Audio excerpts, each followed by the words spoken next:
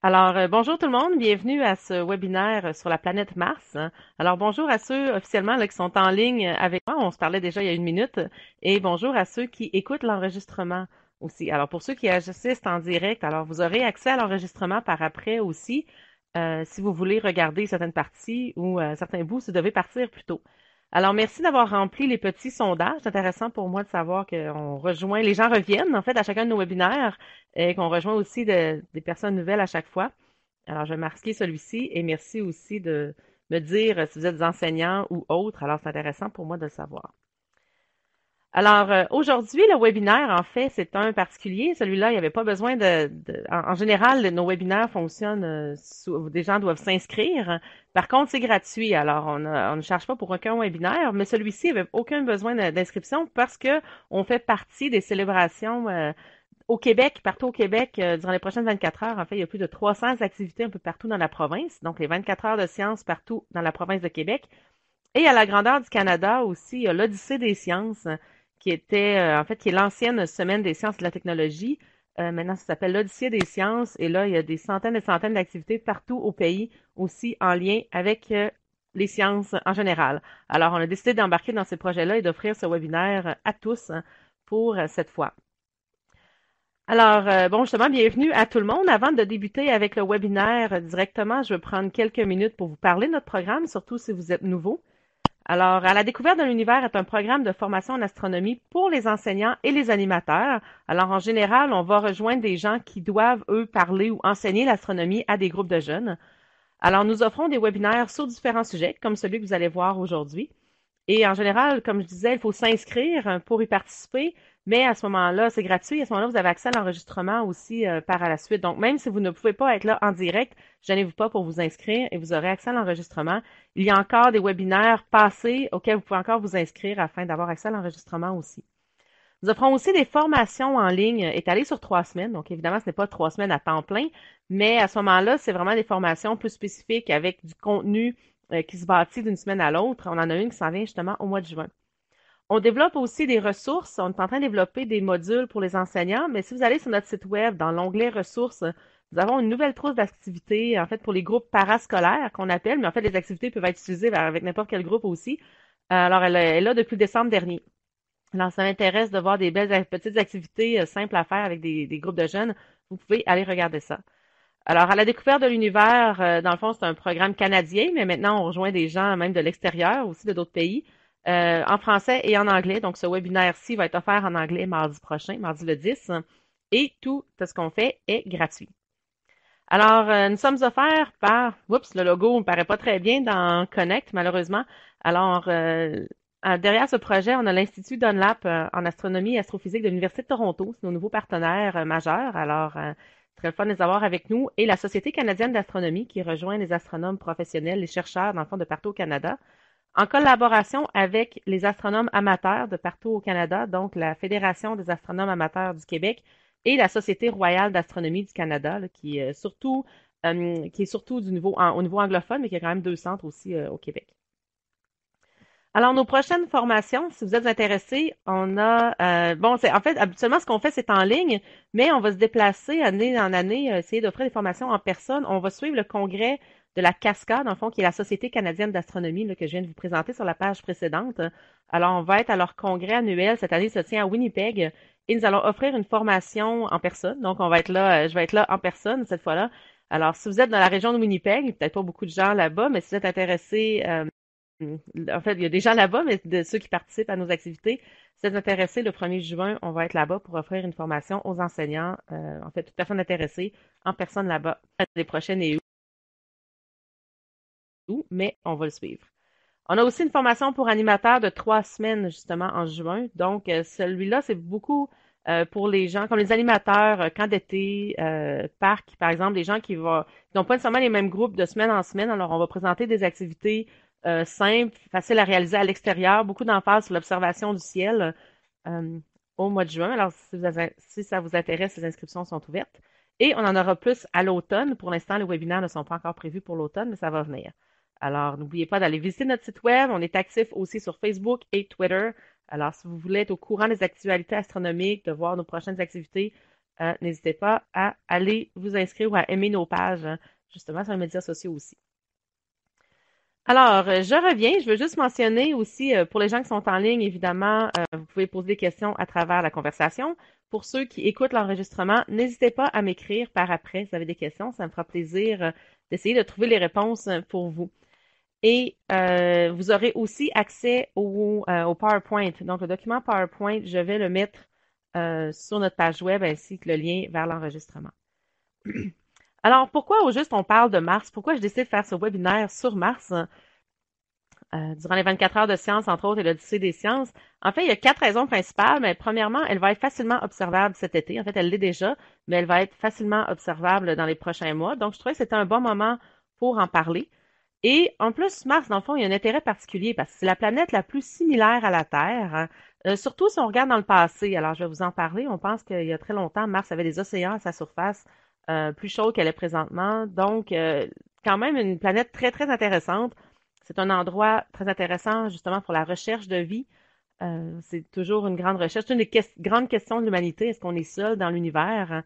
Alors, Mars est un endroit tout approprié pour continuer notre recherche. En fait, c'est l'endroit un des plus près de nous aussi pour chercher. Et c'est définitivement la prochaine étape de l'exploration spatiale habitée. Alors, j'espère de mon vivant voir la première personne qui va mettre le pied sur Mars dans les prochaines décennies à suivre. Alors, comment observer Mars? Alors, je vais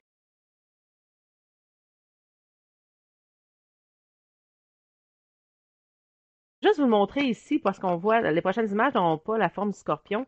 Alors, de ce temps-ci, Mars est visible dans le ciel. En fait, c'est comme une étoile brillante. Elle n'est pas encore très, très, très brillante dans le sens qu'elle va facilement là, sauter à l'œil, mais elle est quand même parmi les plus brillantes là, qu'on voit. Je vous explique ça dans une minute. Pas trop loin de Saturne, qui paraît plus blanche, et aussi d'Antares, qui est une étoile rouge, le cœur du scorpion. Par contre, dans les latitudes où nous sommes assez nordiques, au Canada, on ne voit pas très bien la forme du scorpion au complet. On peut la voir des fois en été là, pendant un certain temps, mais souvent ici, on perd la queue du scorpion. Mais c'est quand même une des rares constellations qui ressemble un peu à son nom.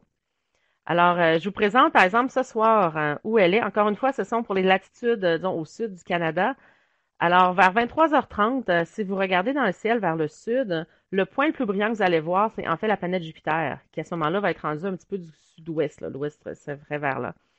Alors, Jupiter serait là entre, ici, on aurait 2 étoiles brillantes, Arcturus, Spica.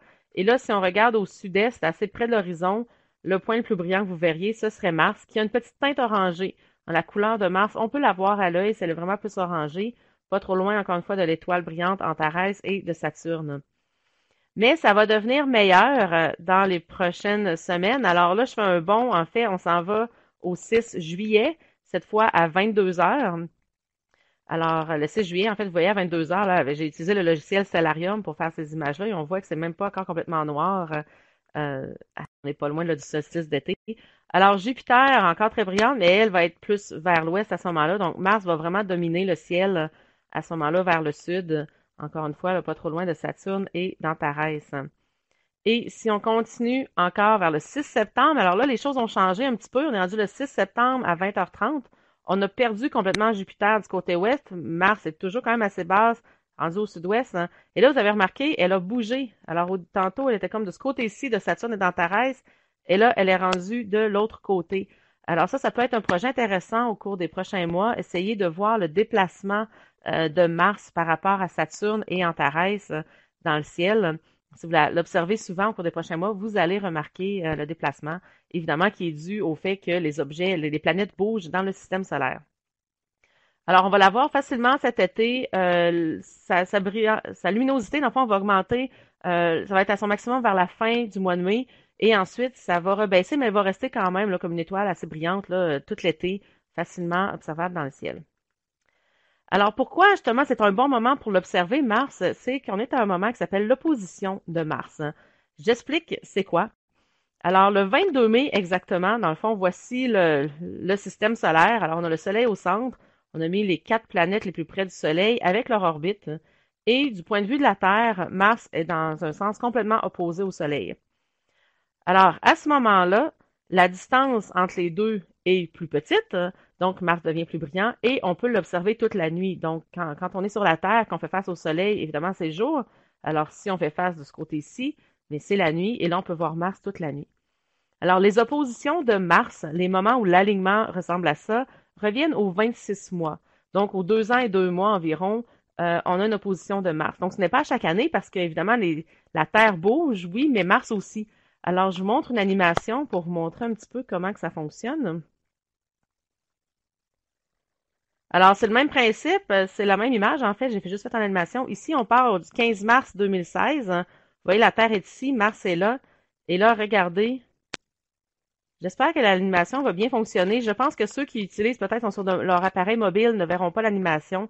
Malheureusement, je pense qu'il y a encore des bugs avec Adobe Connect de ce niveau-là. Mais vous voyez ici la Terre qui se déplace plus vite que Mars. Mais alors, elle va rattraper Mars. L'alignement devient droit vers le 22 mai. Et ensuite, en fait, la distance entre les deux va être la plus petite le 31 mai. Tout simplement parce que Mars se rapproche encore un petit peu de la Terre à ce moment-là. Mais bref, entre le 22 et le 31 mai, c'est comme un peu le meilleur moment pour l'observer. Et par la suite, la Terre continue plus rapidement. Donc, quand elle va revenir au même endroit l'année prochaine, évidemment, Mars ne sera plus là. Mars va avoir avancé. Donc, ça prend 2 ans et 2 mois avant que l'alignement revienne. Et vous voyez aussi cette année, l'alignement, en fait, je vais revenir à mon autre image ici. Si je reviens juste rapidement en arrière, ça sera pas long. Ça va revenir. Il y a des oppositions. Les oppositions ne sont pas toutes égales. Parfois, les planètes vont se rencontrer où la distance est quand même la plus petite entre les deux. Vous voyez, l'orbite de Mars n'est pas un cercle parfait. En fait, celui de la Terre non plus, mais Mars est encore plus prononcé. Alors, quand l'opposition se passe ici, Mars est encore plus brillante que quand l'opposition se passe ici. À ce moment-là, la distance entre les deux est quand même assez grande. Alors, cette année, c'est quand même assez intéressant. Et vous allez voir justement à travers un télescope. Si vous avez la chance de l'observer à travers un télescope, c'est intéressant lors de l'opposition aussi parce que Mars est quand même plus grande à travers le télescope. Alors regardez ici le 13 janvier, 20 février.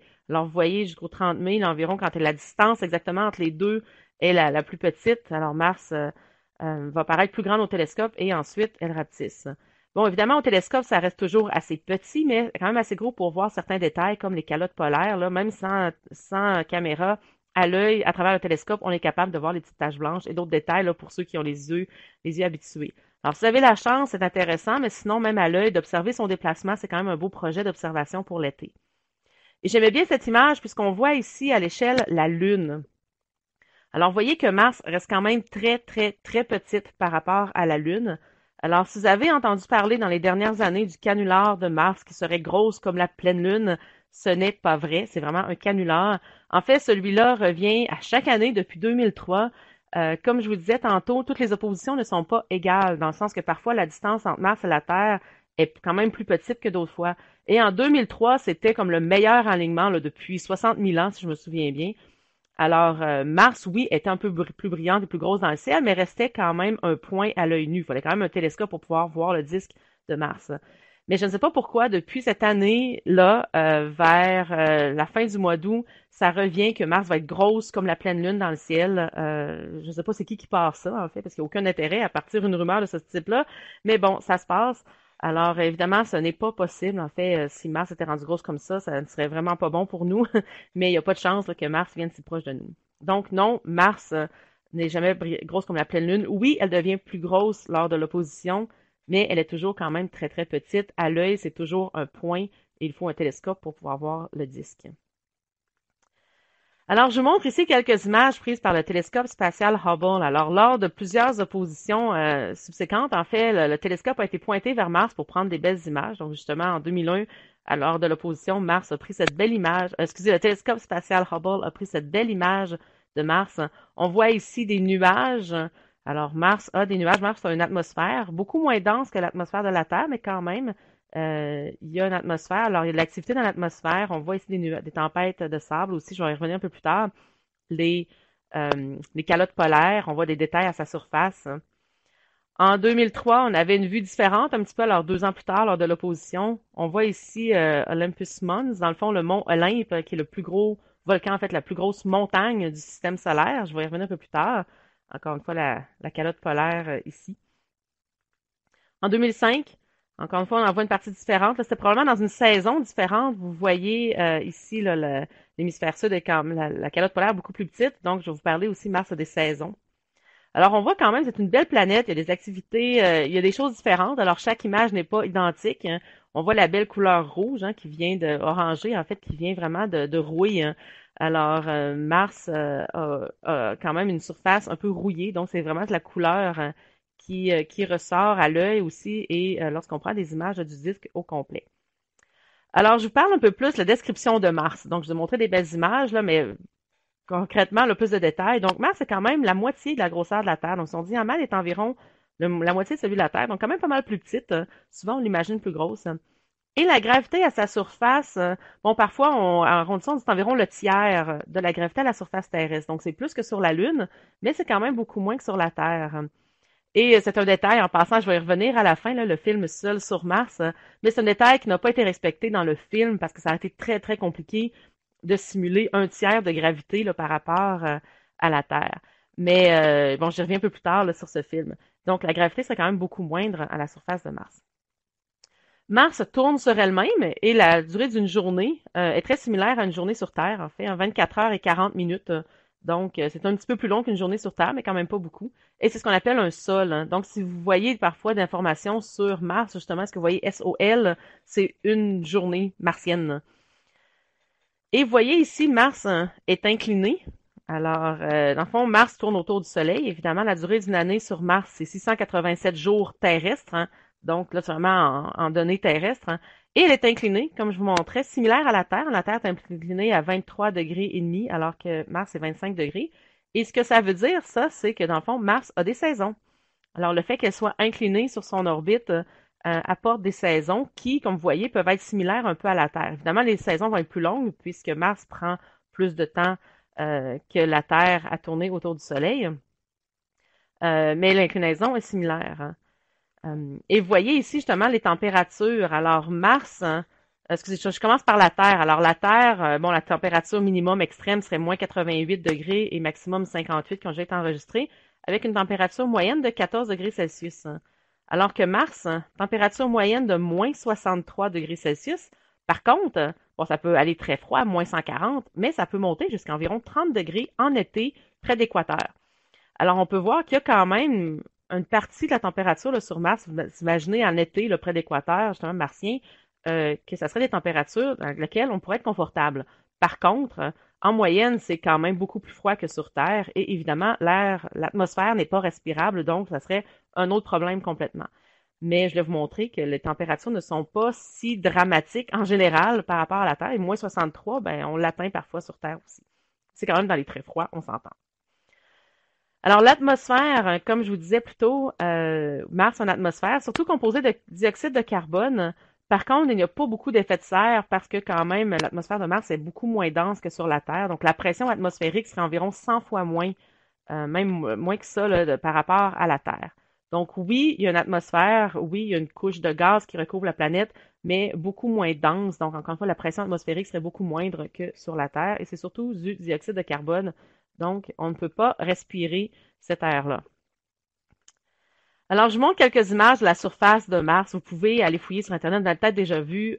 Quand on regarde ça, dans le fond, ça ressemble vraiment à des images de désert sur la Terre. D'ailleurs, encore une fois, le film Seul sur Mars a été filmé sur des déserts sur la Terre, mais ça ressemble vraiment à ce qu'on pourrait voir sur la planète. Alors, voici une image prise par Curiosity. J'en parle un peu plus loin. Et cette image-là, en fait, c'est un panorama qui était très, très, très long. J'ai essayé de le mettre en animation, le défilé. Ça n'a pas marché dans Adobe Connect. Mais dans les notes de diapositives, donc pour chaque diapositive, vous pouvez voir, afficher les notes. Je mets le lien à chaque fois qu'il y a une image, en fond, pour aller sur le site web et vous pourrez aller voir. Elle est magnifique, l'image. Là, on peut se promener longtemps là, de gauche à droite pour voir le panorama. C'est très, très beau. Alors, voici une autre image prise par Curiosity. On voyait un peu la surface. En fond, un désert gelé. Souvent, on l'appelle comme ça maintenant parce que c'est très froid, mais vous voyez que c'est comme un peu un désert là, un peu partout. Alors, quelques choses intéressantes à la surface de Mars. Alors, on voit ici une grande craque, dans le fond, sur la surface de la planète. C'est un grand canyon qui s'appelle, dans le fond, la Valles Marineris. Souvent, les noms sont donnés en latin.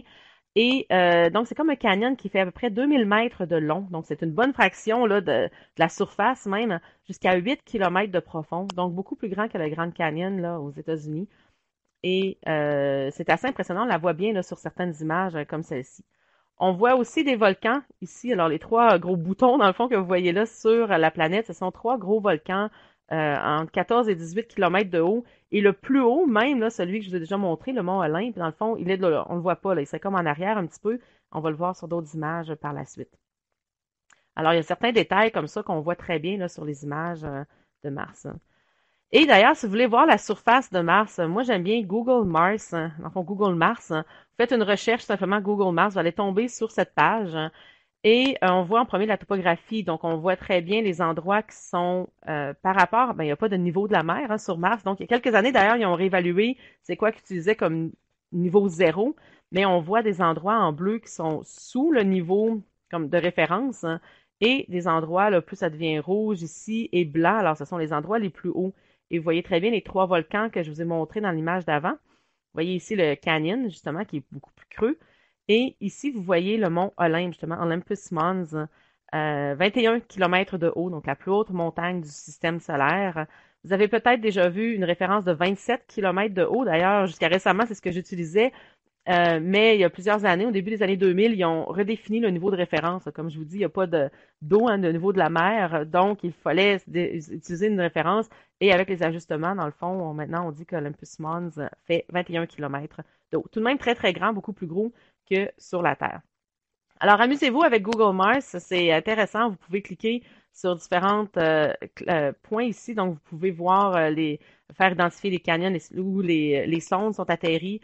Et personnellement, je m'étais amusée quand j'ai lu le livre Seul sur Mars et je me suis amusée à refaire son chemin là en regardant aussi un peu sur Google Mars. Malgré qu'il y a d'autres, je vous montre dans un instant, il y a d'autres endroits où on peut aller voir pour voir vraiment le chemin que le personnage a pris là, dans le film. Si vous utilisez Google Earth aussi, je veux juste vous le mentionner, là, ils ont l'option Mars. Alors, peut-être un petit peu moins facile d'utilisation pour les débutants, mais il y a beaucoup, beaucoup d'options, donc je vous le mentionne. Alors, si ça, c'est un programme Google Earth qu'il faut installer sur notre ordinateur. Et à partir de la petite fonction ici, vous pouvez aller, la petite planète, dans le fond, on voit un Saturne, vous pouvez cliquer Google. Il y a la Lune aussi, et vous pouvez prendre l'option Mars. Et à ce moment-là, vous pouvez faire apparaître plein de données, plein d'informations, vous visitez la planète Mars. Alors, je vais le mentionner parce qu'encore une fois, quelque chose de gratuit. Et une des découvertes que j'ai faites en préparant ce webinaire, c'est la page Mars Trek de la NASA. Très bien faite. On peut se promener justement sur Mars, voir différents détails. Et ici, on peut faire apparaître différents endroits, comme par exemple le petit robot Curiosity. Qu'est-ce qu'il a fait comme chemin sur Mars? On peut le faire apparaître. Et ici, j'ai justement fait apparaître le chemin que Mark Watney a fait, l'astronaute dans le film de Seul sur Mars. Alors, on peut voir tout le chemin qu'il a fait durant l'histoire. Alors, c'est intéressant si vous voulez suivre ça. Bref, le Mars Trek peut servir à beaucoup d'autres options, mais j'en trouvais une intéressante ici. Je voulais vous en parler. Alors, si vous ne connaissez pas, ça vaut la peine. C'est un beau site pour explorer la surface de Mars. En fait, maintenant, on a des cartes de Mars très, très détaillées. Beaucoup meilleures que ce qu'on avait il n'y a pas si longtemps de la Terre. Là. Si on retourne quelques décennies dans le passé, nos cartes étaient pratiquement comme celles qu'on a de Mars maintenant.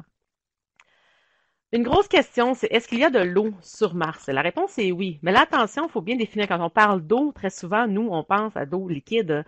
Il y a de l'eau, dans le fond, le H2O, il y en a sur Mars sous forme de glace au pôle. Alors voici justement la calotte polaire au nord. En fait, il y a deux sortes de glace, surtout qu'on a identifié la glace de dioxyde de carbone, justement, donc du gaz carbonique gelé, ce qu'on appelle communément ici la glace sèche. Et il y a de l'eau aussi, la glace d'eau. Il y a aussi un peu de vapeur d'eau dans l'atmosphère. Par contre, l'eau liquide, c'est plus compliqué parce que la pression atmosphérique est trop faible. Et à ce moment-là, même s'il fait très froid, en fond, l'eau soit reste sous forme gazeuse, soit reste sous forme de glace ou va s'évaporer directement dans l'atmosphère. C'est comme pas la bonne condition pour avoir de l'eau liquide. Donc, c'est un peu ça le défi aussi. Alors, Mars, on sait qu'il y a de l'eau, il y a de la glace même sous la surface. Il y a de la vapeur d'eau dans l'atmosphère, mais ce qu'on cherche vraiment, c'est l'eau liquide. Et pourquoi on s'intéresse à l'eau liquide? Ben, c'est parce que la vie, telle qu'on la connaît, a besoin d'eau. Alors, la recherche de vie dans l'univers, dans le fond, surtout dans le système solaire, est devenue un peu la recherche de l'eau. Rechercher où il peut y avoir de l'eau liquide, parce que c'est là que les conditions seraient les meilleures pour que la vie se développe. La vie, évidemment, similaire à ce qu'on retrouve sur la Terre. Et il y a très longtemps, on croit que Mars avait des océans. Alors voici évidemment un dessin de Mars dans le passé. Il y a plusieurs observations qui suggèrent qu'il y avait beaucoup d'eau liquide à sa surface il y a des milliards d'années. Donc, ce qui veut dire en fait que la planète aurait été plus chaude et que l'atmosphère devait être beaucoup plus dense à ce moment-là. Donc, une pression atmosphérique plus élevée, température plus élevée aussi. Et une des grandes questions, c'est que s'est-il passé? Pourquoi est-ce qu'il y a eu tant de changements à la surface de Mars? Pourquoi est-ce qu'elle aurait été il y a 3, 4 milliards d'années similaire à la Terre, alors qu'aujourd'hui, c'est un désert glacé? Où l'eau est-elle passée? Bon, on sait qu'il y en a un peu qui est allé sous la surface. Probablement qu'il y en a une partie qui s'est évaporée et qui finalement est disparue dans l'espace aussi, s'est en allée dans l'espace là, quand l'atmosphère est devenue plus ténue. Mais c'est quand même des grosses questions. Alors, on a certaines hypothèses, mais c'est beaucoup la recherche maintenant. Qu'est-ce qui s'est passé? Pourquoi Mars a changé tant que ça? Parce que les observations, vraiment, là, selon l'analyse des roches, indiquent qu'il y aurait eu des océans ou des lacs là, dans le passé. Est-ce qu'il y a encore de l'eau liquide aujourd'hui? Et là, je vous en parle parce que il y a une découverte qui a été annoncée là en grande pompe l'année dernière, au mois de septembre, qu'on avait découvert de l'eau liquide sur Mars. En fait, voici un peu l'histoire en version courte. Alors, quand on regarde des images de Mars à partir de l'espace, dans le fond, un des satellites qui est en orbite, on réalise qu'il y a des lignes, des stries comme ça qui apparaissent selon les saisons. Et surtout en été, quand ça devient plus chaud, en fond, il semble avoir des stries qui se forment. Alors, évidemment, ça ressemble à de l'eau qui coule, qui laisse les traces, hein, mais on n'avait pas de preuve que c'était l'eau parce qu'on ne l'a pas vu directement. Et ce qu'ils ont annoncé l'année dernière, c'est que dans le fond, oui, ça pourrait être de l'eau salée qui coule. Donc, ces stries foncées étaient connues depuis plusieurs années. Puis en septembre 2015, ils ont annoncé qu'ils avaient détecté des sels, des perchlorates.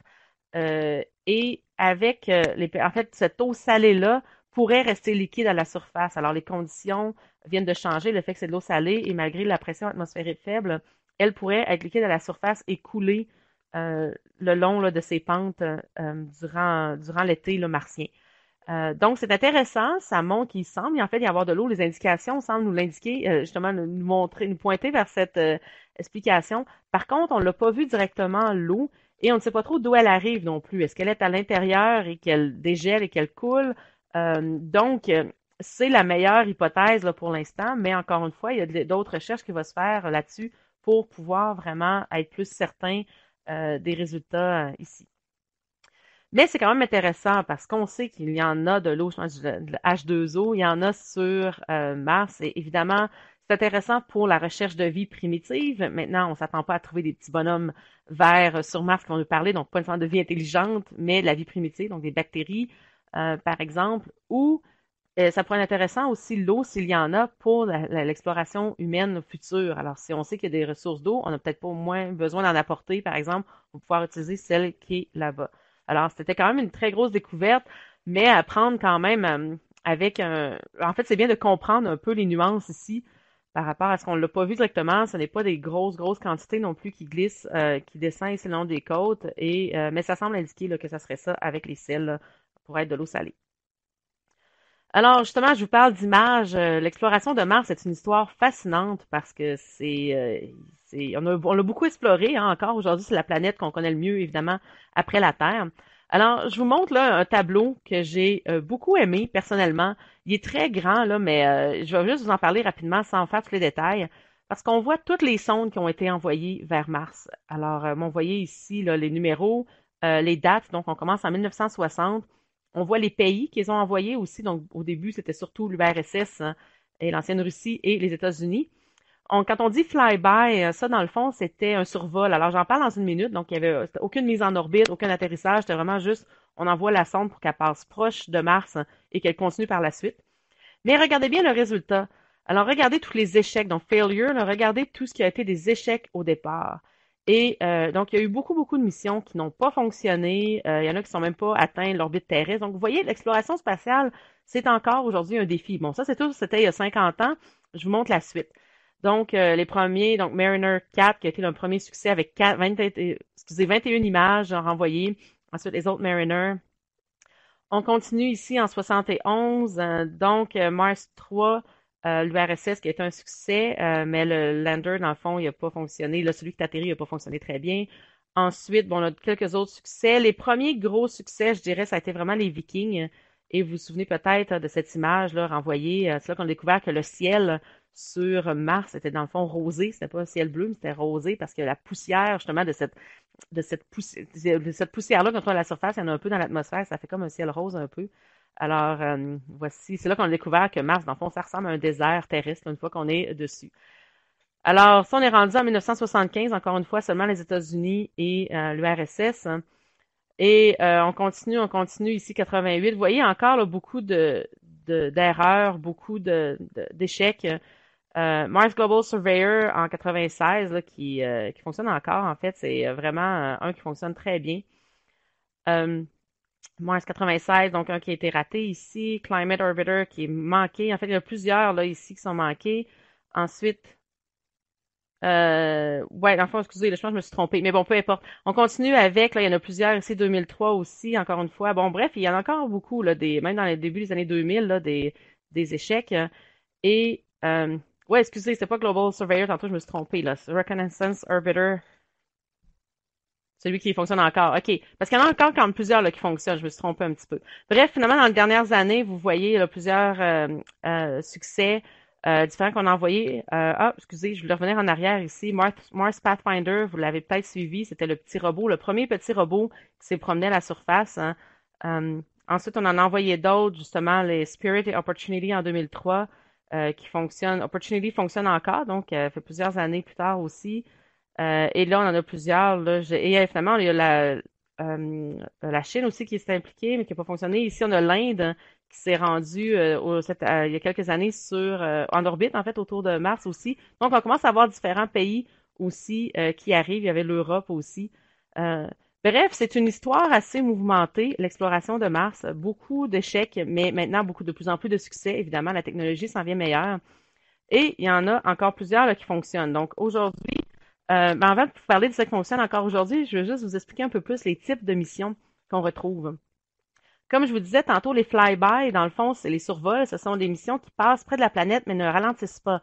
Donc, elles vont passer, c'est ce qu'il y a de plus simple à faire. Alors, les premières, c'était toujours ça. Celle qui est allée passer près de Pluton l'année dernière, la sonde New Horizons, c'était ça aussi. Donc, c'était un survol. Tout simplement, on passe près parce que ça prend beaucoup de carburant pour se ralentir, se mettre en orbite.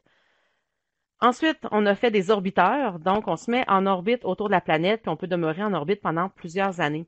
Une des dernières envoyées, c'est la mission Maven des États-Unis, qui est arrivée en 2014 et qui étudie l'atmosphère, surtout de Mars. Et ensuite, plus compliqué, en fait, on augmente en complexité, c'est un atterrisseur. Alors, on peut avoir un atterrisseur fixe, dans le fond, la base atterrit à la surface, mais ne se déplace pas. C'était le cas de la mission Phoenix, envoyée en 2008, qui avait d'ailleurs une station météorologique canadienne. C'était la première fois que l'Agence spatiale canadienne collaborait à une mission sur Mars et la station météorologique a très bien fonctionné. Alors, la sonde Phoenix était allée plus près du pôle, elle avait d'ailleurs gratté sous le sol, on avait vu la glace directement. Donc, une mission qui a très bien fonctionné.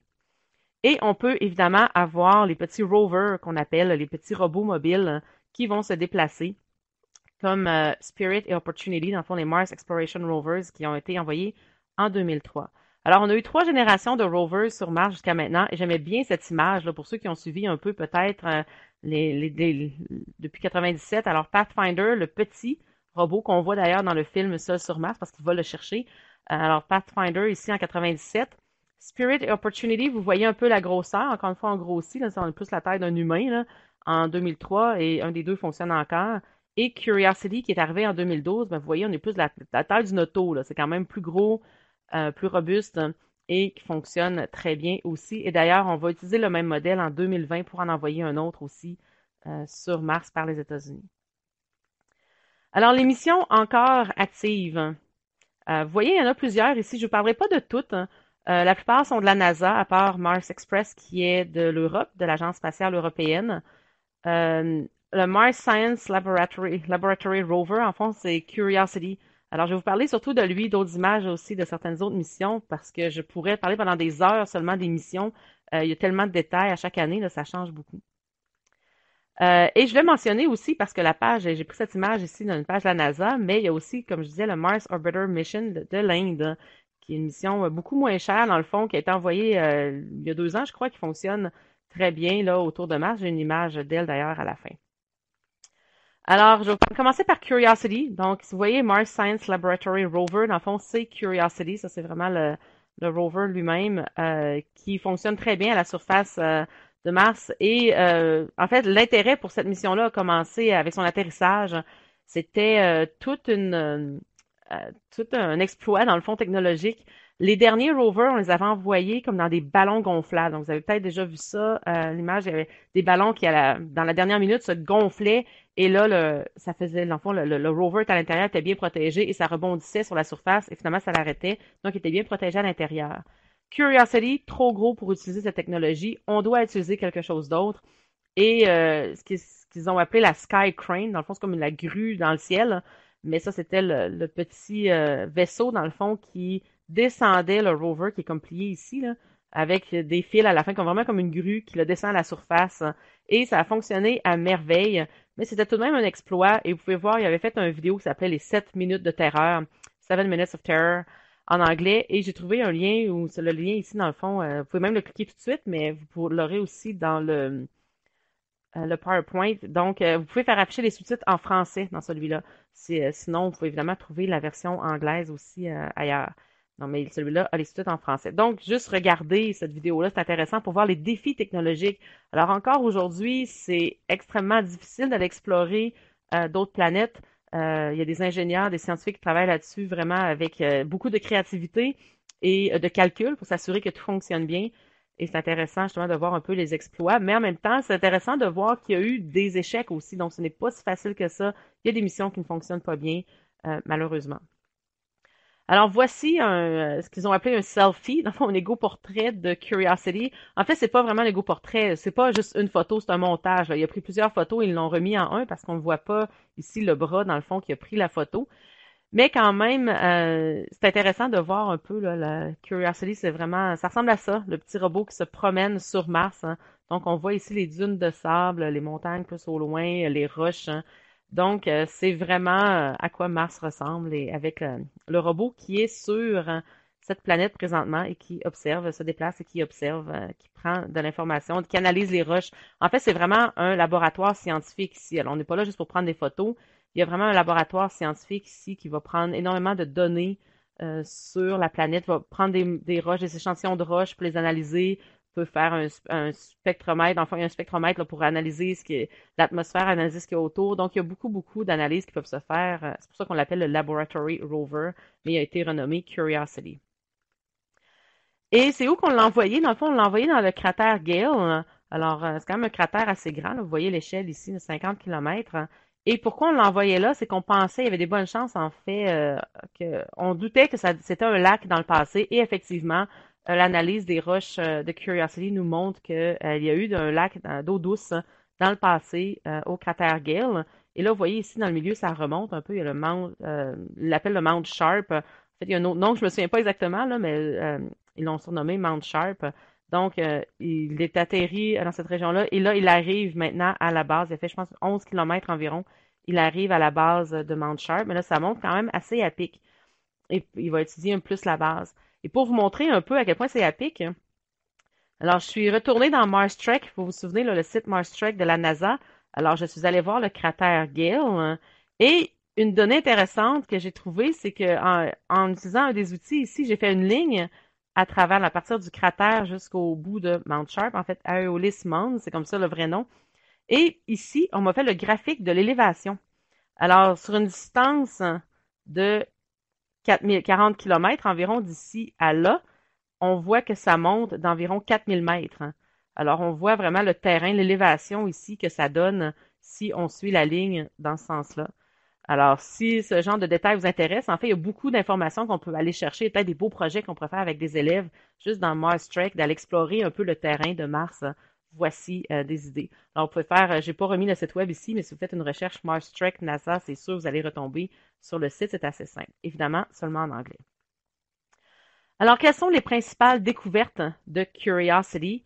En fait, Curiosity a découvert des molécules organiques. Alors, c'est quoi les molécules organiques? En fait, ce sont des molécules composées principalement de carbone. Et dans ce cas-ci, les autres, carbone et hydrogène, mais ici, il y avait aussi de l'oxygène. Des fois, on a de l'azote aussi, mais bon, celle qu'on s'est attardé ici, c'est vraiment carbone, hydrogène, oxygène. Et c'est vraiment les morceaux de base pour la vie. Alors, vous voyez ici, dans le fond, Curiosity a fait un trou. Elle avait une drill, vraiment une perceuse, a fait un trou est allé chercher un peu d'échantillons avec son bras en avant, le ramener dans son dos, dans le fond, dans le laboratoire, sur son dos, dans son ventre, et a fait des analyses et a découvert des molécules organiques. Et ce qui est intéressant, dans le fond, c'est justement, en fait, on ne sait pas trop c'est quoi l'origine de ces molécules-là. Est-ce que c'est une origine biologique? Évidemment, biologique. Ce serait fascinant parce que ça veut dire que c'était vraiment la vie.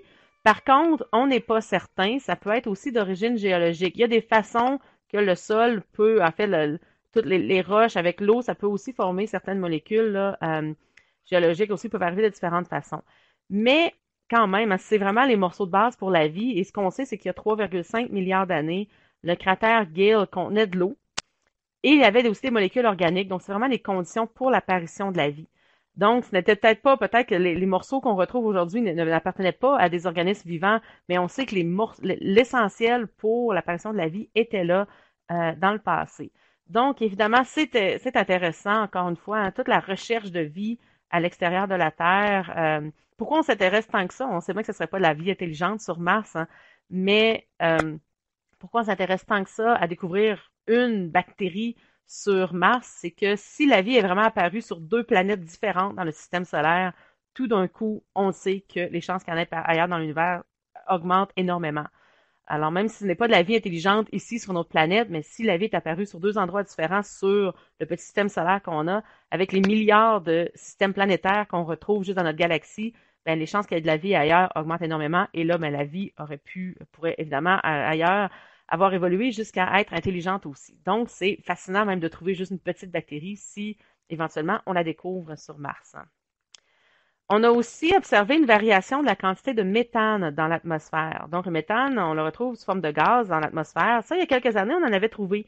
Et c'est intéressant parce que le méthane, dans le fond, c'est une molécule dans l'atmosphère qui va se défaire rapidement. Elle va être changée, là, devenir d'autres molécules. Mais s'il y a du méthane, ça veut dire il y a comme une source, dans le fond, qui en produit. Et ce qu'on a remarqué, c'est que la quantité de méthane dans le cratère Gale, dans le fond, a augmenté rapidement, dans le fond, 10 fois plus sur une période de 2 mois. Donc, vraiment, il y a quelque chose, il y a eu des modifications, là, des changements, des variations assez prononcées, ce qui fait qu'il doit avoir une source. Alors, encore une fois, qu'est-ce qui émet ce méthane? Est-ce que c'est de sources biologiques?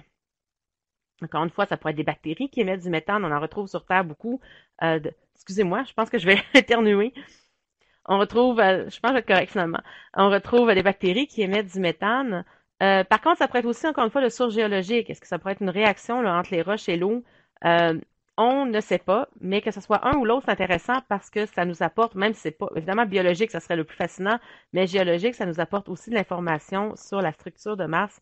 Et ça nous montre que Mars est encore géologiquement active. Il y a encore des choses intéressantes là, qui se font. Ce n'est pas juste un monde mort, dans le fond, qui n'a plus d'activité géologique du tout. Alors, à suivre. Et d'ailleurs, il y a des missions qui vont aller vers Mars qui veulent essayer de déterminer là, la source de ce méthane plus en détail. Donc, ça, c'est deux gros résultats justement de Curiosity dans les dernières années. Curiosity fonctionne encore très bien, donc on risque d'avoir d'autres informations aussi de ce petit robot. Ben, quand même assez gros robot. Euh, D'autres données ici, en fait, je vais vous montrer des belles images prises de Mars Reconnaissance Orbiter. Donc, des images vraiment variées. Là, encore une fois, il a fallu que je choisisse parce que j'aurais pu vous en montrer pendant très longtemps. Mais j'ai des images ici variées de la surface. Euh, je viens de voir, là, il y a un commentaire qui est passé, donc je vais le lire. Le modèle géologique est plus proche d'explication de naissance. Modèle géologique est plus proche d'explication de naissance biologique sur Mars. Je suis pas sûre que je comprends très bien le commentaire. Euh, Je vais attendre peut-être de voir la. Bref, hein, c'est par rapport. OK, vous supposez, dans le fond, là, peut-être que c'est plus le côté biologique. Bref, c'est intéressant, hein? On espère, on va continuer à suivre ce dossier-là, là, c'est intéressant.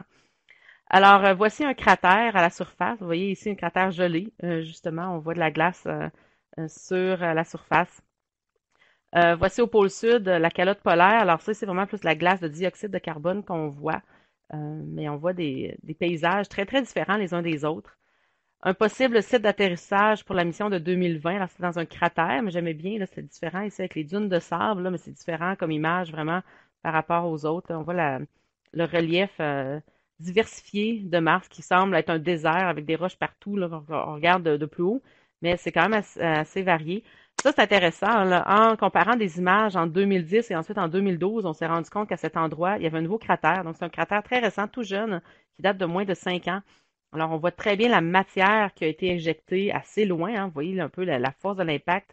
Et ça, on voit vraiment la matière, là. C'est un peu comme on revoit, on en voit des cratères sur la Lune aussi avec la matière qui a été injectée, mais ça, c'est quand même des cratères assez vieux. Celui-là, ça en est quand même un assez jeune, là, de moins de 5 ans.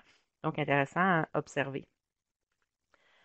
D'étranges dunes de sable. Je pense pas que les couleurs sont complètement réalistes parce qu'on dirait des dunes vertes, là, mais on voit des petites dunes là, sur un fond plus rocheux. J'ai bien aimé cette image quand je l'ai regardée.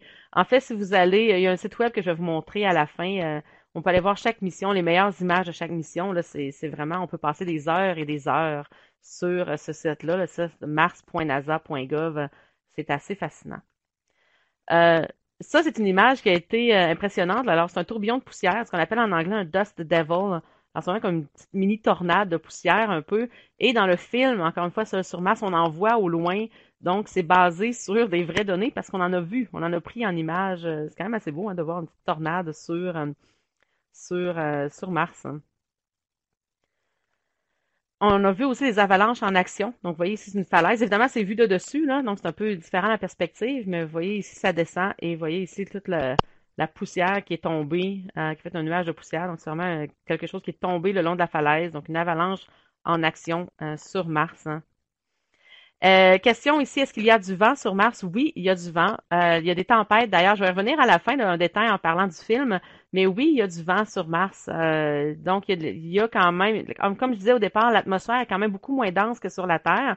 Donc, même si les vents sont très rapides, la force qu'on ressentirait serait beaucoup moins forte que sur la Terre. Mais oui, il y a des vents quand même assez rapides et des tempêtes. Et donc, vous voyez aussi, il y avait des tourbillons de poussière.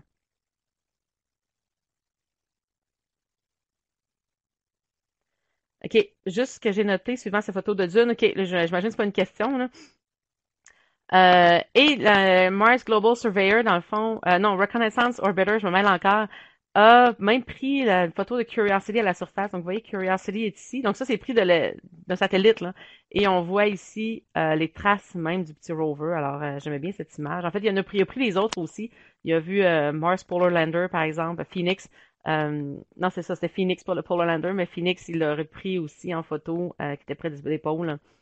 Donc, c'est une mission qui fonctionne très, très bien encore, mais évidemment, il ne fait pas juste prendre des photos, il analyse aussi la surface, mais juste avec les photos, là, il y a des géologues qui peuvent vraiment déterminer différentes informations à partir des photos de la surface. Alors, je vous présente d'autres images et découvertes. Donc, voici des images de Mars Express. Donc, ça, c'est une mission de l'Agence spatiale européenne, de l'ESA, European Space Agency. J'aimais bien celle-là, un peu en relief. On voit des montagnes, on voit des cratères. Donc, une belle planète, Mars. Ici, une partie du grand, le canyon que je vous parlais au début, Valles Marineris. Donc, on le voit ici, une partie de ça.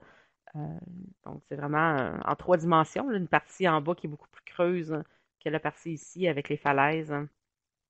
En fait, ces images-là, là, avec beaucoup de très belles résolutions, donc on peut là, aller voir les détails. C'est assez impressionnant. Une que j'ai découverte cette semaine de Mars Express, justement, le mont Olympe. Alors, c'est une magnifique image. On voit un peu l'atmosphère à l'horizon. Donc, on voit la forme un peu ici de la planète et on voit cette montagne majestueuse. Ce n'est pas une montagne très à pic, hein, c'est un volcan là, de type bouclier, un peu comme on retrouve à Hawaï avec le Mauna Lea, Mauna Kea. Donc, c'est quand même assez plat, là, sur le dessus, c'est pas un pic très prononcé, mais c'est quand même une montagne, là. Il faut que ça soit gros, là, pour qu'on la voie de cette grosseur-là, à partir de l'espace, là, on ne voit pas le mont Everest, là, je veux dire, à cette forme-là. En fait, cette montagne-là fait plus de 500 kilomètres à la base. Donc, c'est énorme. Oui, c'est une magnifique image. Là. Je tenais à vous la montrer. Une image aussi, une donnée qui ont ressorti dans la dernière année, je me souviens bien. Ils ont réussi à faire une carte gravitationnelle de Mars. Donc, je vous explique rapidement. On a au moins présentement 3 sondes en orbite autour de la planète. Hein. La sonde est en orbite. En fait, ça nous permet de voir un peu évidemment, c'est en orbite à cause de la gravité de la planète. Donc, tout dépendant des variations, des fois, dans le mouvement de la sonde, on est capable de faire une carte un peu de la gravité. Et surtout avec 3 sondes différentes, ça nous a vraiment permis de faire là, des mesures assez précises sur la force gravitationnelle que les sondes ressentaient au-dessus de différents endroits de la planète. Donc, ils ont fait une carte de la gravité de la planète, des endroits où c'était plus fort ou moins fort. En fait, on voyait qu'il y a un lien ici avec la topographie, parce qu'on voit très bien, par exemple, les volcans ici. On voit le canyon aussi ici.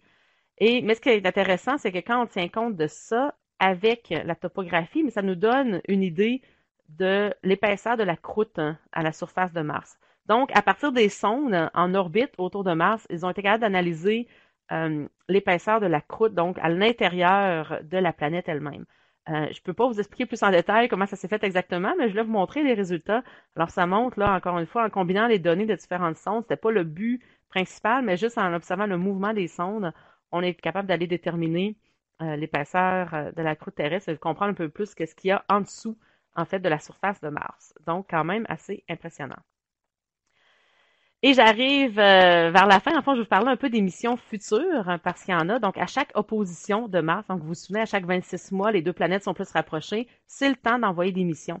Je ne l'ai pas mentionné tantôt, mais dans le tableau avec toutes les missions spatiales, vous remarquerez, en général, c'est aux 2 ans. Bon, des fois, c'est 3 parce que tout dépendant du moment exactement, à un moment donné, ça décale, là.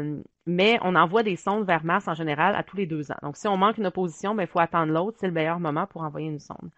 Alors, ExoMars de l'Agence spatiale européenne est parti au mois de mars dernier, va arriver au mois d'octobre. Et donc, c'est la mission présentement qui est en direction de Mars. Alors, on a un orbiteur pour étudier l'atmosphère de Mars, en particulier le méthane. Comme je vous disais, mais le méthane, c'est un peu une curiosité sur Mars, là. Donc, on veut voir un peu qu'est-ce qui se passe avec ça. Il va y avoir aussi un petit atterrisseur. L'atterrisseur lui-même n'a pas beaucoup d'instruments scientifiques, c'est beaucoup pour tester les nouvelles technologies qui vont être utilisées par la suite pour d'autres missions. Alors, à l'automne, on va entendre parler là, de l'arrivée d'ExoMars en orbite autour de Mars. Il va y avoir une deuxième phase d'ExoMars qui était supposée d'être en 2018 à la prochaine opposition, mais finalement qui est retardée en 2020 avec un rover, justement avec un petit robot qui va se déplacer à la surface. Alors, mission européenne. Il y avait une mission de la NASA aussi, InSight, qui était prévue partir à cette opposition-ci cette année, en 2016.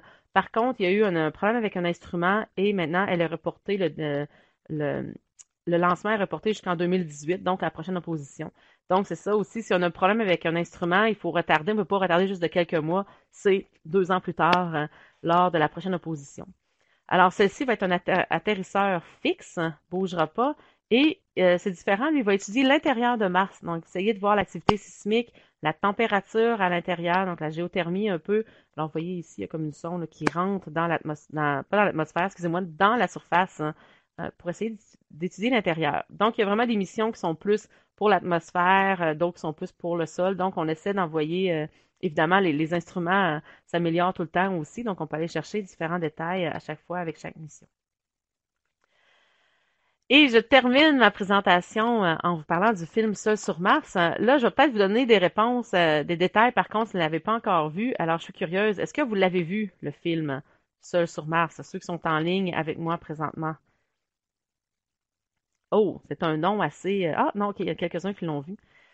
C'est vraiment un film que je recommande. Je suis pas une grande fan là, de films, je vais pas en voir énormément au cinéma, surtout avec des enfants, j'ai pas le temps. Mais c'est un film que j'ai adoré regarder. J'ai lu le livre aussi par la suite. J'ai bien aimé le livre, mais le livre est assez technique. Donc, je pense que le film là, c'est vraiment un grand public. Le livre peut-être moins. Si vous aimez vraiment ça, il y a des détails mathématiques. En fait, c'est très intéressant, mais c'est quand même un peu plus poussé. Donc, intéressant quand même, quelques-uns d'entre vous qui l'ont vu. Donc, c'est sûr, je vais vous donner quelques détails. C'est un film de 2015, hein. Alors, je vois la question. Oui, c'est un film de l'automne dernier avec l'acteur Matt Damon, donc quand même assez connu. Très intéressant. Je vous montre, là, je vais avoir en anglais, c'est The Martian, donc comme le Martien, mais ils l'ont traduit euh, euh, Seul sur Mars. Donc, juste mentionner que certaines critiques, en fait, même du côté scientifique, là, il y en a qui l'ont appelé le film sur l'espace le plus réaliste. C'est extrêmement bien fait. Vous voyez un peu le style d'image ici. On a vraiment l'impression qu'on est sur Mars. En fait, le seul regret que j'ai, c'est de ne pas l'avoir vu justement sur grand écran en 3D. Ça aurait été assez impressionnant. Oui, il est disponible en français, justement, Seul sur Mars, hein. Évidemment, la bande originale c'est en anglais, là, de Martian. Euh, alors pourquoi est-ce que c'est un film surréaliste? Ben en fait, il y a eu beaucoup de collaborations avec la NASA. Alors, quand ils ont réalisé le film, là, il y avait vraiment des consultants de la NASA qui les ont conseillés, qui leur ont montré la technologie qu'on avait présentement sur Mars, vers quoi qu'on s'en allait un peu. Alors, il y a une belle collaboration et ça a permis de rendre les choses très réalistes. Mais en fait, pour le film, mais en fait, le livre, qui est encore plus technique. Donc, il y a quelques petits points là, qu'on peut parfois, qu'on peut discuter un peu, mais le livre est extrêmement bien fait. Alors, on montre vraiment comment, même parfois, c'est les calculs scientifiques qu'il fait pour pouvoir survivre. Alors, je vous dirai pas tout de l'histoire, là, mais quand même quelques petits détails ici. Donc, si vous aimez le livre était vraiment bien fait. Et le livre, quand l'auteur l'a fait, même il en mettait des bouts sur Internet. Au départ, c'était pas très connu, là, évidemment. Il en a mis des petits bouts sur Internet et des experts se sont mis à commenter, lui donner des conseils sur comment ça pourrait être plus réaliste. Hein, réaliste. Donc, c'est un livre très réaliste, hein, ce qui est intéressant. Et ce que certains ont mentionné, pas seulement sur les petits détails de ce qu'on voit, mais qu'en général, ça représente bien l'esprit scientifique. Alors là, je ne vous donnerai pas nécessairement tous les détails, mais en gros, l'histoire, même si vous regardez juste la bande-annonce, vous allez voir un astronaute qui reste pris sur Mars, il est seul, il doit survivre. Alors, comment doit-il survivre? Mais on voit tout son esprit scientifique. Alors, essayer de résoudre les problèmes un après l'autre. Et scientifiquement, ils vont faire des calculs mathématiques avec comme la chimie, les réactions chimiques qu'il doit faire pour avoir de l'eau, pour avoir différentes choses. Donc, c'est vraiment la façon de penser scientifique qui est très intéressante à voir. On voit aussi l'équipe sur Terre qui essaie de le sauver, donc voir un peu comment ça se fait construire des sondes. Donc, c'est bien représenté et pour ça, plusieurs ont dit, juste pour ça, ça vaut la peine de voir son raisonnement, de voir un peu un scientifique aussi qui est drôle, en fait, vraiment. Il y a des blagues aussi. Il faut qu'il y ait un sens de l'humour pour survivre, que sa santé mentale aille bien aussi. Donc, génial, regardez-le. Bon, je vous donne quelques petits points ici, là, des questions, souvent les grosses questions que les gens vont ressortir du film. Alors, comment qu'il reste pris au départ, et ça, même si ça le dit dans la bande-annonce, c'est qu'il y a une grosse tempête de sable. Ils doivent évacuer, l'équipe doit évacuer Mars. Donc, c'est comme dans les années 2030 environ. C'est la troisième mission sur Mars. Donc, on est déjà allé. Alors, ça commence comme ça. Il y a une mission d'un équipage de, sont 5, 6, je ne sais plus trop, sur Mars. Et il y a une grosse tempête de sable. Ils doivent évacuer. Et là, Mark Watney, dans le fond, le personnage principal, se fait ramasser par un débris et on le voit plus. Les autres pensent qu'il est mort, donc ils s'en vont. Et lui, il reste là. Finalement, il n'est pas mort. C'est la prémisse de base du film. Donc, la tempête de sable, c'est le détail que même l'auteur disait, ce n'est pas vrai, la tempête de sable ne serait pas si forte que ça parce que l'atmosphère est beaucoup moins dense. Hein. Donc, le débris ne pourrait pas frapper Mark Watney de façon si forte, le blesser aussi, puis l'emporter ailleurs. Mais pour faire le film, en fait, c'est comme la prémisse du film. Hein. Donc, l'auteur a accepté de mettre ce détail qui était non scientifique, mais qui était la base du film. Donc, c'est intéressant parce que, par contre, est-ce qu'il y a des tempêtes de sable sur Mars? Oui, il y en a, mais elles devraient être beaucoup moins fortes. Enfin, il y a des vents très, très forts, mais il y a des vents très, très forts, mais l'impact sur nous serait beaucoup moins fort parce qu'il n'y a pas beaucoup de, justement, l'air est beaucoup moins dense. Mais pour vous montrer qu'il y a bien et bien des tempêtes de sable, alors vous voyez ici, c'est une image que je vous ai montrée en juin 2001, lors de l'opposition, on voyait cette belle image, une des premières que je vous ai montrées. Et en septembre 2001, seulement quelques mois plus tard, regardez, la planète, elle est couverte d'une tempête de sable. Donc, c'est pas des blagues, des tempêtes de sable, il y en a sur Mars, des très fortes, des très grosses, mais en termes de force, si on était là, oui, il y aurait du vent, mais ça serait pas une grosse pression sur nous. Euh, alors, vous voyez ici, par exemple, il y a comme une variation de couleur avec un petit demi-cercle, hein, et on le revoit ici, là. Alors, vous voyez comment que la planète au complet est couverte de, euh, de sable. Alors, une question ici, comment les tempêtes sont formées sur Mars? Bon, en fait, je suis pas une experte. Évidemment, il n'y a pas d'eau, là, donc il n'y a pas de variation là, avec l'eau, mais évidemment, il y a des variations de température. Donc, j'imagine que c'est avec les variations de température des endroits plus chauds, plus froids, que ça finit par former des gros vents et ça ramasse le sable tout simplement à la surface là, parce qu'il y en a beaucoup, beaucoup de poussière, beaucoup de sable. Donc, les tempêtes de sable, c'est intéressant. Les gens se posent la question dans le film. Oui, c'est vrai qu'il y en a, mais ce serait pas aussi fort pour expliquer ce qui est arrivé dans le film. Une autre question qu'on a souvent, encore une fois, c'est pas un gros détail parce que on le voit dans la bande-annonce aussi. Est-ce qu'on pourrait faire pousser des choses dans le sol martien? Alors, évidemment, l'acteur, c'est comme ça un peu qu'il va survivre, va se faire pousser des patates sur Mars, des pommes de terre. Mais oui, ça pourrait pousser. Évidemment, avec un peu de fertilisant, ça l'aiderait. Vous regardez le film pour savoir comment il s'en sort avec son fertilisant. Mais oui, le sol, en fait, ils avaient fait des analyses même, je me souviens très bien, avec Phoenix, un atterrisseur de 2008. Ils avaient analysé le sol et ils avaient dit, dans le fond, avec les minéraux qu'on retrouve dans le sol, ça pourrait être une bonne terre pour faire pousser des choses. Donc oui, ça serait possible. Évidemment, il faudrait avoir un environnement fermé. On ne pourrait pas le faire dans l'atmosphère directement martien, mais ça serait intéressant de voir. Donc, le film est quand même c'est très intéressant, en fait. Là, je vous montre justement, donc, c'est paru en 2015 à regarder, ce n'est pas déjà fait. Et pour les mordus, lisez le livre aussi, ça vaut la peine.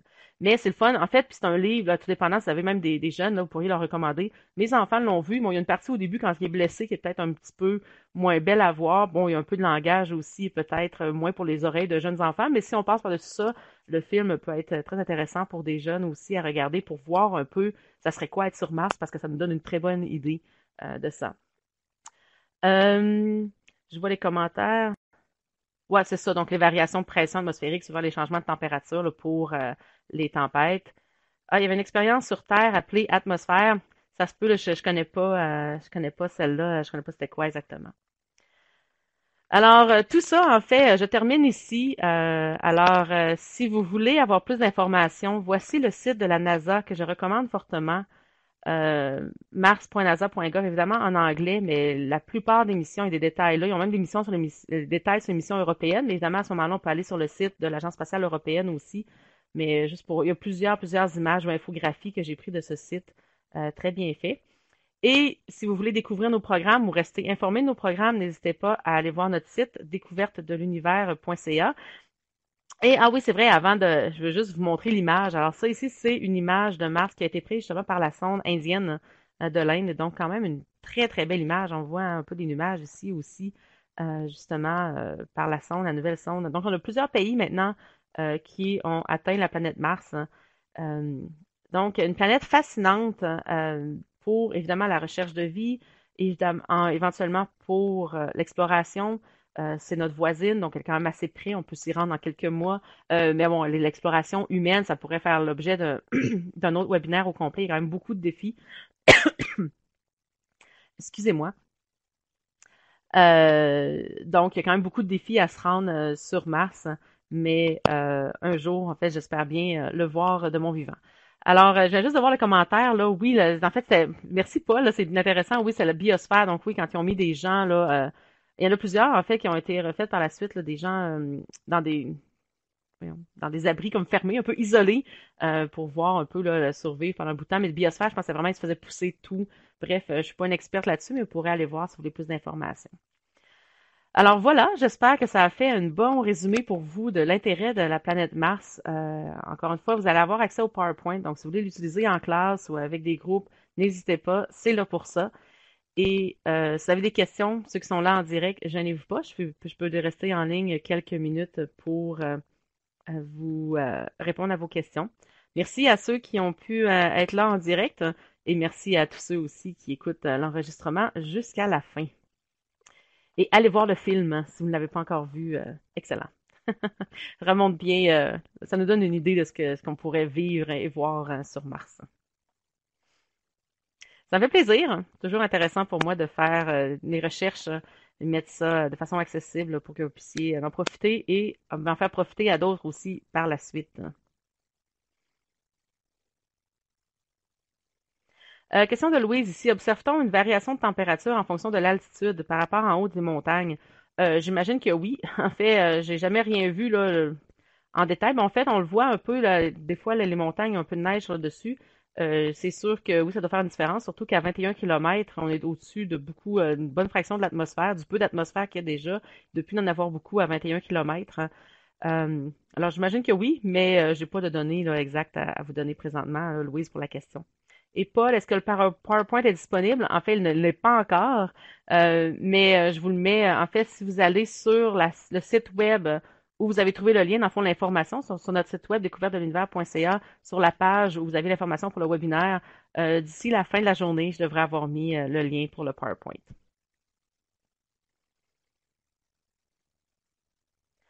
Alors, je vous donne quelques minutes de plus si vous avez des questions. Moi, je vais juste prendre une gorgée d'eau. Alors, ça sera pas long. Je reviens.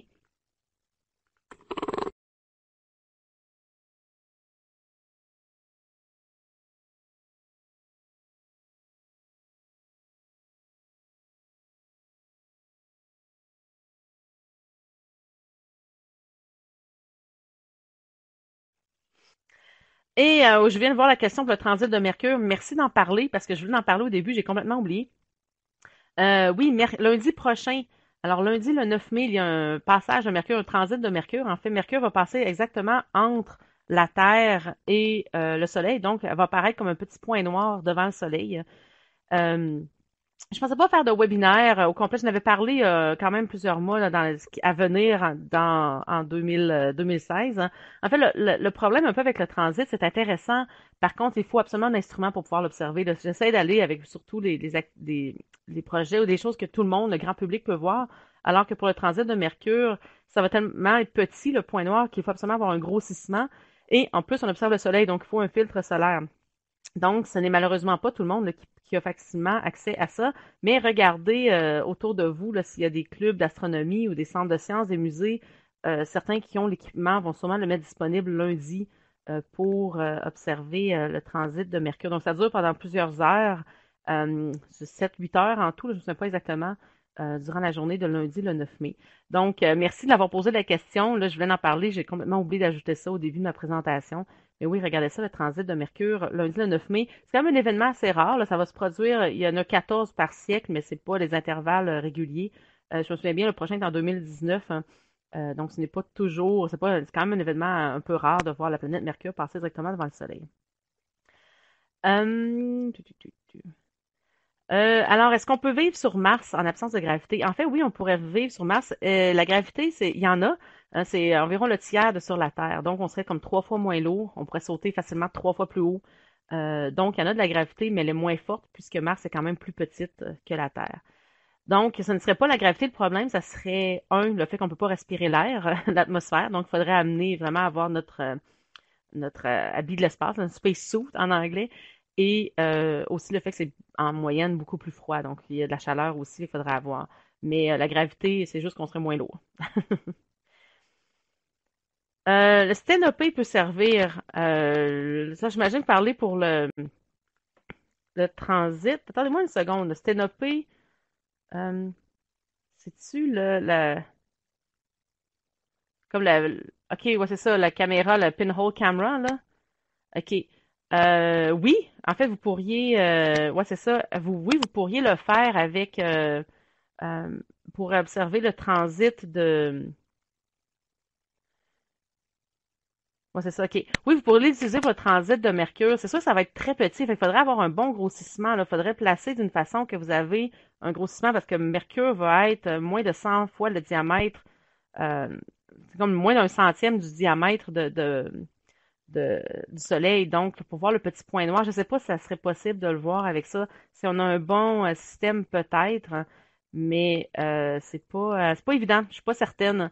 Donc, il faudrait peut-être essayer pour le transit là, de Mercure lundi prochain.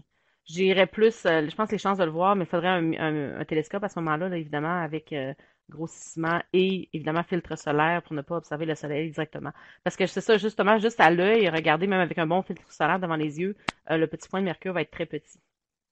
Je pense pas qu'on va être capable de le voir là, à l'œil. Oui, projection par jumelle, probablement que ça pourrait se voir. Encore une fois, j'ai jamais observé personnellement de transit de mercure.